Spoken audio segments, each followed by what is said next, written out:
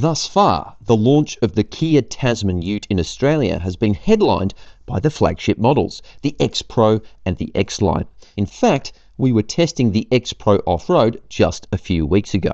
But with the Tasman now rolling into dealerships, it's time to examine a real meat and potatoes model. Folks, meet the Tasman SX 4x4 dual cab. The SX is priced from just under $55,000 plus on-road costs, and that sits it between the Ford Ranger XL and XLS on price, and up against the Toyota HiLux SR and the Isuzu D-Max LSM. That's a pretty serious crew of no-frills working utes. Head under the bonnet and the SX has the same basics as any other Tasman. A 2.2-litre 4-cylinder turbo diesel engine hooked up to an 8-speed automatic transmission and on-demand 4x4 system with low range and a locking rear diff. Most of the same gear as the flagship X Pro that's priced $20,000 upstream. You do miss out on lots of other nice stuff, of course. The SX comes with cloth rather than leather trims, but it's a durable weave. You miss out on the off-road page in the digital dashboard and the gear shifters in the orthodox position on the center console, which means you miss out on the fold-out work desk. To be honest, you notice the price difference more in the rear seat. There's no air vents, no USB ports, the seats don't slide and recline, but space is much the same, which is good but not great, and the view outwards is spectacular, which brings us to the look of this thing.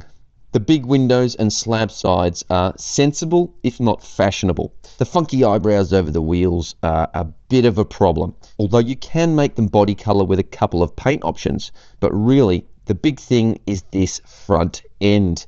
It just looks, it just doesn't look great. And it's exacerbated in the SX and the S and SX Plus models because it has this bib on the bottom of the bumper that makes the whole thing look inordinately long.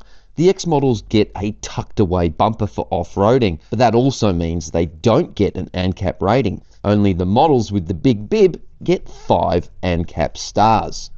Okay, so looks are in the eye of the beholder, but really, utes are about work, especially in the price range of the SX.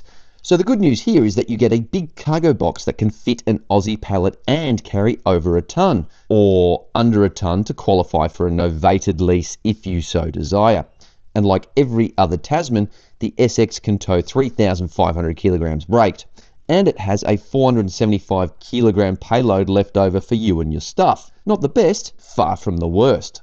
Seeing we're talking about towing, let's start there with our drive impressions. No, we didn't tow with the SX, but we did try out another model with a trailer on the back, and it coped okay. Gotta be honest though, not sure I'd fancy trying to haul the full fat 3,500 kilograms. That's because this powertrain is smooth, quiet, but just a bit pedestrian in its performance. Kia boasts how much effort it's put into sound deadening, and there's no doubt about it, this is one of the quietest utes going around. The most obvious input to the driver is the gear changes, as the auto shuffles around the top gears on slopes, hunting out torque.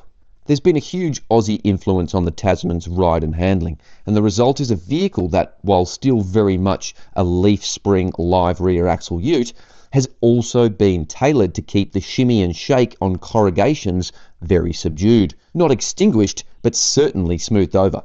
The steering and handling is also in the top end of the ute bracket.